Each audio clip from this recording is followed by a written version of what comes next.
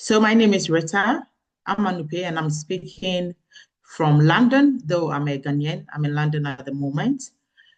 So we would want to discuss, because we are an organization that handles youth, children, and gender issues. We would want to discuss a pressing issue that is pertaining in Africa at the moment. So for us, we would want to do stuff to reclaim feminism in its true meaning, instead of the issues and the misconceptions and the misandry narrative that is usually associated with feminism in Africa, particularly Ghana and Nigeria. Yes. So next, please.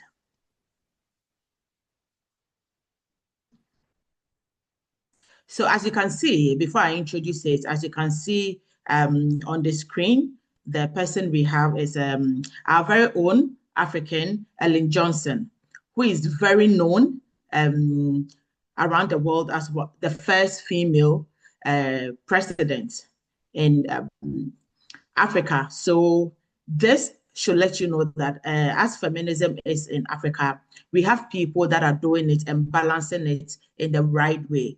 So we would actually want to introduce by saying that feminism is something that we believe advocates for equal rights and opportunities for all genders. Because when you talk about feminism, you are looking at gender equality. It's balancing what men are doing that women are not permitted to do. So when we talk about feminism in Africa, we look at the communal values, the solidarity that we all bring together, and ensuring that there is justice for women as much as there is for men. Now, the problem that we would want to discuss is the misconceptions, as I said earlier. In Africa, when you talk about feminism or you talk about being a feminist, it is misconstrued as being a hate for men or hate for culture, and that some people do not even want to have families. But that is not it. As we can see, it's Ellen Johnson on the screen. She's a woman that has embodied all of this and done it beautifully. So, and another thing we would want to confront is that feminism in Africa is not like, it's not a borrowed word or a Western concept, as some people are made to believe. Even before colonization, African women were leaders. We had the likes of Yaa Asantewaa in Ghana, who led a lot of men to war and defeated. So we've had that. We've had traders. So feminism in Africa is a fight for restoring balance and creating togetherness, not any form of division. But unfortunately, the word feminism has been hijacked by a lot of misconceptions that suggest that women who support it are angry, are divorcees, are bitter women, and people who are anti-family. But that is not it. So this presentation will confront those misconceptions and give a deeper meaning and understanding into what we consider feminism in Africa.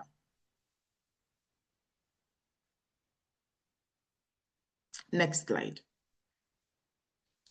Okay, so we have a lot of women, as you can see on the screen. We have Teresa on it. This is a powerful woman who actually redeemed over 800 girls from child marriage.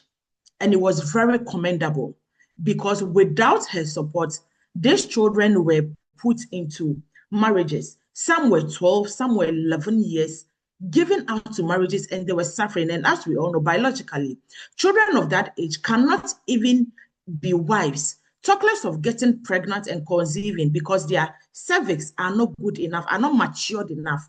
So this is a woman who stood as the leader, not because she hated men, but she just hated the idea that children were being pushed into such institutions that needs consent and that needs some level of maturity. So it is not because she was destroying marriage or destroying the family structures, but that she wanted the right thing to be done. And that is what most feminists in Africa do: go against traditions and cultures that affect children.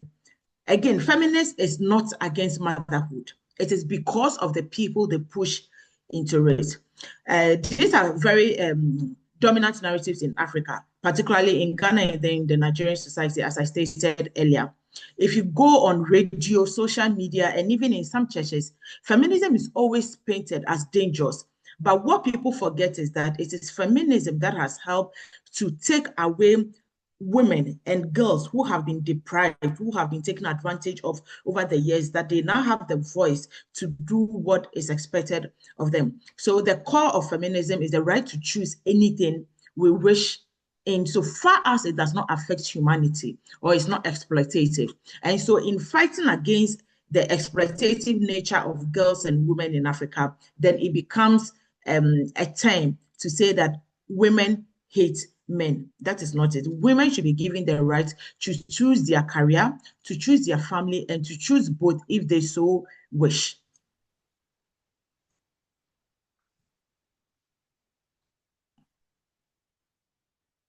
Okay, Chimamanda is somebody that we all know. She's been able to break all the barriers. She's thriving globally. And I want to believe that literally everyone on this platform knows her and the impact that she's brought into Nigeria, Africa, and the world as a whole. So when we look at the root causes of this misconception, it is the colonial disruption of traditional gender balance.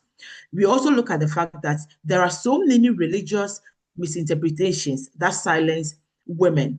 So, for instance, if we talk about the religious misinterpretations, if you come to Africa, it is seen as though the woman is submissive. And so submissive in that sense means that a woman should endure all forms of respect. I think even in India, we have that religious aspect and cultural aspect where women are to be submissive, which is a good thing. But does the submissive mean that the woman should be disrespected?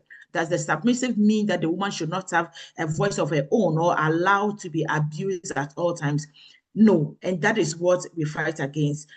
And when you do that, it becomes as though you are fighting against religion or the social construct of what Africa stands for. If you look at Africa, the colonial systems replaced many egalitarian African traditions with rigid patriarchy. So now the patriarchy system in Africa is so rigid that if you try to push for gender equality in this sense, it becomes an issue. You are seen as the one who is trying to go against the norm. But then this is something that they themselves took upon themselves to enjoy the benefits of it. Some religious teachings today further restrict women's voices. On social media, there are a few radical expressions that have been misrepresented feminism, making it appear as though feminists hate men, but that is not it. Please, the next slide.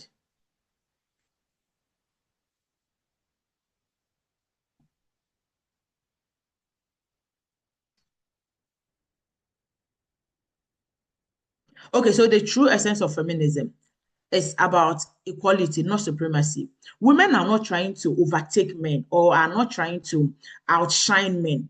All women are asking for is that if she's in acceptance with a man where she qualifies, has the same qualification, has the same experience, or even has more, then that woman deserves to be given the promotion or deserves to be given the job, and not say that because she's a woman, she does not qualify to do that. So it's not about supremacy, it's not about overtaking, it's all about ensuring that there is equality at all times. If it is a woman who deserves it, the woman gets it. If it is a man who deserves it, the man gets it. And another thing we need to know is that feminism protects men from toxic masculinity and gendered expectations.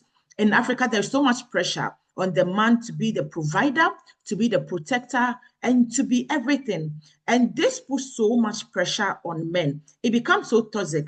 In Africa, men are not even considered to have emotions. Men are not expected to show emotions or to be vulnerable. And this puts a lot of pressure on them.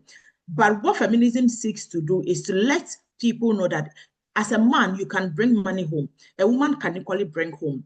At the end of the day, it's partnership. At the end of the day, it's a union, it's love. So you should complement and support each other and not leave all the burden on a man, which sometimes weighs them and lead a lot of men to frustration and even committing suicide.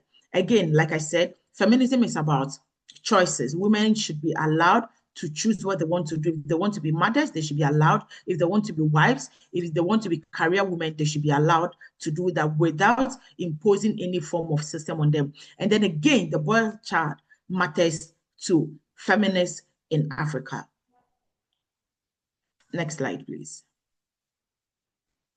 So on this screen, it's the Vice President of Ghana as we speak. Currently, she's a professor and she's the Vice President of Ghana, of my country, my beautiful country, Ghana. She's doing so well. She had achieved the laws before she became the Vice President. She was Minister of Education, and in her era, she caused a lot of drastic changes in education that supported both men and women. So as I stated earlier in the point, that feminism is about equality and not supremacy. Feminism seeks equal rights and opportunities for all genders and not to make women superior to men. It aims to level the playing field, correcting centuries of systematic disadvantage that women have faced in areas like education, employment, leadership, and personal autonomy. In Ghana and Africa, feminism is often misunderstood as man-hating, which I've already explained. But the true feminist movement simply advocates for both men and women to have equal access to power, justice, and dignity in society. A feminist supports a qualified woman becoming a CEO, not because she's a woman, but because she deserves it, just like a qualified man would. Currently, Ghana, we have the Affirmative Action Bill, which seeks to ensure that 30% of women are appointed into power. And the current administration is doing that. Of course, we still have a long way to go. They've not successfully given 30% of women appointments, but it is believed that before the end of the administration, that will be effected.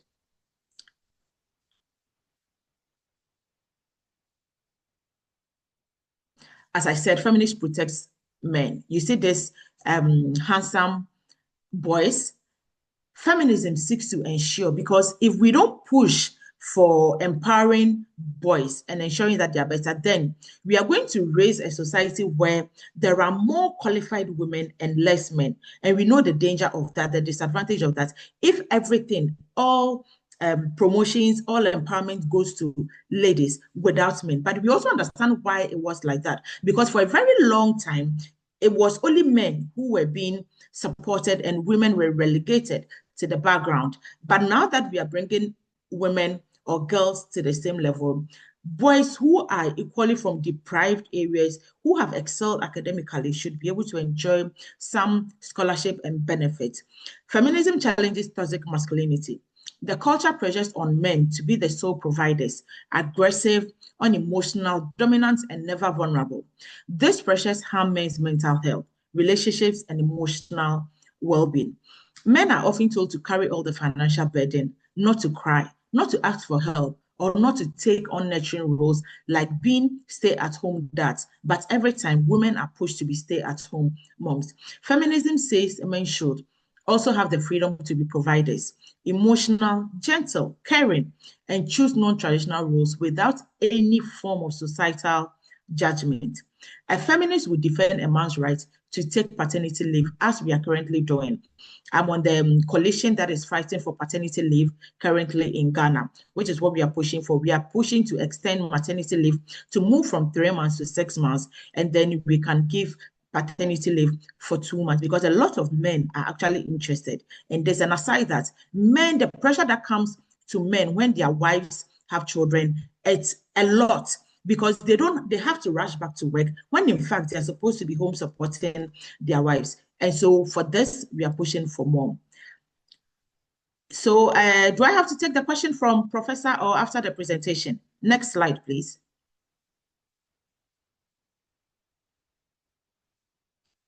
The boy child matters. Feminism doesn't ignore boys. It's about justice for all children. A boy is a child, and as AFLAG, we concentrate on children. Because we concentrate on children, there's no discrimination. The girl child matters as much as the boy child matters.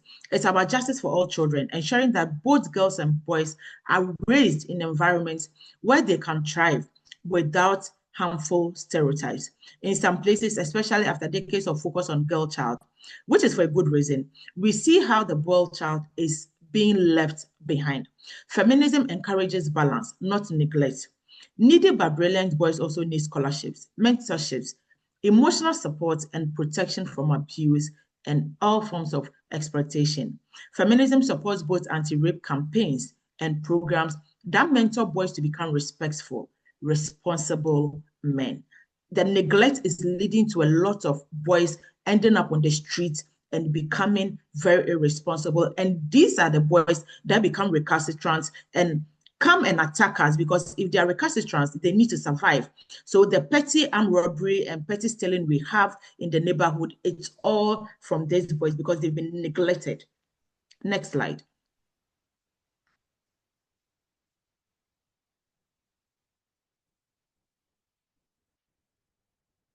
This is Honorable Frema, who was a former chief of staff of Ghana, very successful, accomplished woman who is a mother, who is a wife, and who has also excelled academically, career-wise, and also politically. Feminism advocates for every person, especially women, to have the freedom to choose their path in life.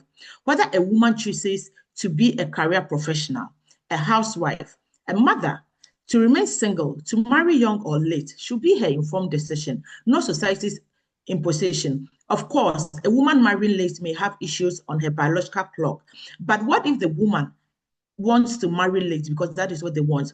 Why should society put so much pressure on women to marry early?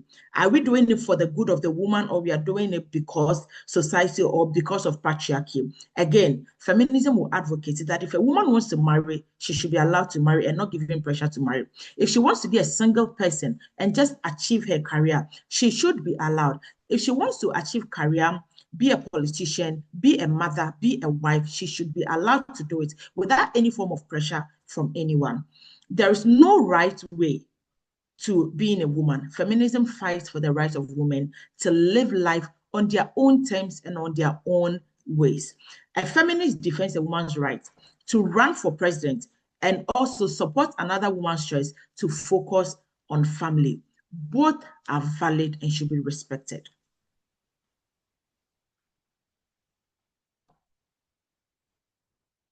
This is also Honorable Joyce Bauer, who is currently the special aide to the president. Now, the need for equity. If we talk about equality without talking about equity, it becomes an issue, because whether we like it or not, women and men cannot be the same biologically. Our makeup biologically is different, and as such, we have to ensure that as much as we push for equality, we must push for equity. Equality simply means that the same resources should be made available to both sexes. But when we talk about equity, we are looking at meeting different needs of women. I use the parental leave as an example. A woman is the one who went through the child, the giving birth, and then the postpartum depression and everything. So a woman in this instance, in as much as we are fighting for equality, in this instance, it can't be equality, it has to be equity. You need to look at the fact that the woman would need more time to recover and return to work. A man would need maybe 2 months or even a month to just take care of the few things they need to take care of from the beginning of the whole baby having process. Now, boys face pressures to suppress emotions to be providers, which we've already discussed. Both boys and girls face gender limitations. Feminism fights to remove these barriers for all. Nobody should be forced to do anything. The barriers that are faced should be dealt with based on the system or the particular instance in question. It shouldn't cut across. If you do that, you miss the essence of feminism and you miss the true essence of fighting for equality and equity. A boy and a girl starting a race from the same point may seem fair, but if the girl carries a cultural burden of house chores, early marriage, or limited education, she will be disadvantaged. Feminism seeks to remove these barriers so both can finish the race fairly. And this is the equity we are talking about. If you're allowing your girl child to be in the kitchen cooking, ironing, and your boy child is just idle, there's no balance. There's no balance. Obviously, the boy will excel faster. But if you take away these barriers from the girl child, then you are giving the girl child the same playing field for them to both excel well. Next slide, please. This is former Second Lady of Ghana, Samira, who is also a powerful woman who has achieved all and has succeeded in balancing family, children, marriage, and then career and politics. Now, some of the practical solutions that we can bring to ensure that this misandry narrative about feminism in Africa, it's eradicated, is that we need to reframe feminist conversations to include men. Most of the time, if you are discussing feminism, it feels as though you're excluding men, but no, to be able to succeed, men need to be brought on board for them to understand the perspective and the dynamics that are being discussed. And so we actually bring men on the table to get their perspective or to make them understand there would always be this division or this issue of this one is trying to overtake the other, which isn't the issue. Also, we should use local languages and community dialogues. So in Africa, for instance, we need to be able to engage them, which is what AFLAC we do. We engage them in the local dialects so they can understand. We need to also promote male champions of gender equality. We have some exceptional men who are gender advocates, who push for gender equality. Such people need to be celebrated because we have other set of men who actually fight against these people. So we need to give them the opportunity to celebrate them so that when they are being sidelined, they know that we've got them on. We also need to teach feminism in school. It is something that needs to start. Gender equality needs to start in school for them to understand it at an early stage so it doesn't look like an alien topic to be discussed. We need to promote, praise, encourage, and support the boy child just as the girl child. Also, neglecting boys is also discriminatory.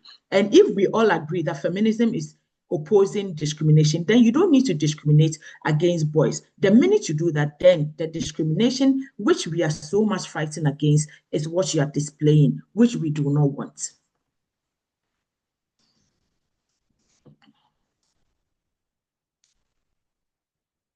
So some of the recommendations we are looking at is, so this is Cell Work, we all know her.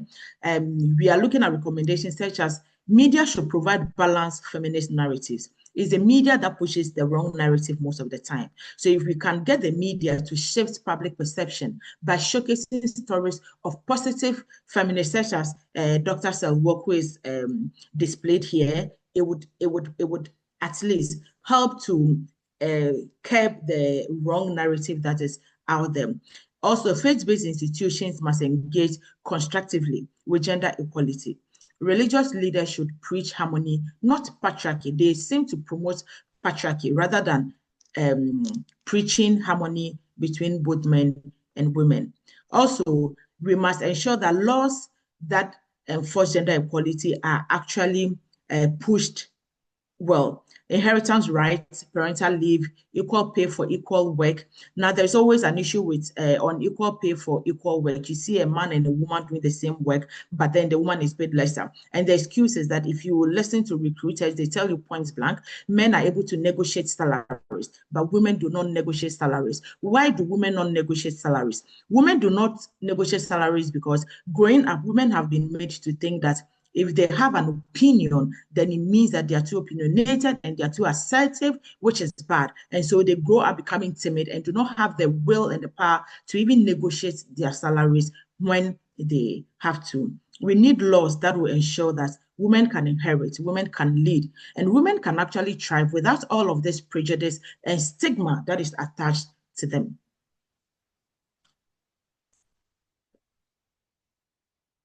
I have my beautiful partner here, Nanifua Chinebua, as the partner of AFLAC. She also engages in other activities. She works at the Central Bank of Ghana. She's a mother to 3 beautiful children. She's a wife, and she succeeds in doing the feminist aspect, even at the Central Bank of Ghana, ensuring that women are portrayed as people that can balance it and do it well. At the same time, she is in an environment of women who do not have husbands, who do not even want to marry and who do not have children, but that does not make them less of women. That is their choice, and she respects that. She promotes feminism on the right level for gender equality and not hate against women. So imagine a woman like this being criticized because she says she's a feminist. That would be unfair to who she is, or that would be unfair to the people around her she tries to empower us. So in conclusion, we would say that feminism, we are reiterating, is not against men. It is for humanity, and that is what AFLAC stands for. As a human rights organization, our focus on humanity. A boy is a human, a girl is a human, a woman and man is a human, and as such, we promote humanity and not hate against men. It's also about choices. It's about our dignity, and it's about fairness. Africa's feminism is about love, justice, and inclusion. We push for inclusivity at all times. We are not fighting against men. We are fighting against systems that limit both men and women. Feminism is a call for fairness, not a war. In Africa, our feminism is about building, not tearing down. So together, let's reclaim this for a better society. Thank you. Okay, next slide. Okay, so next, and then we have my social media details for all. So I'm open to questions now.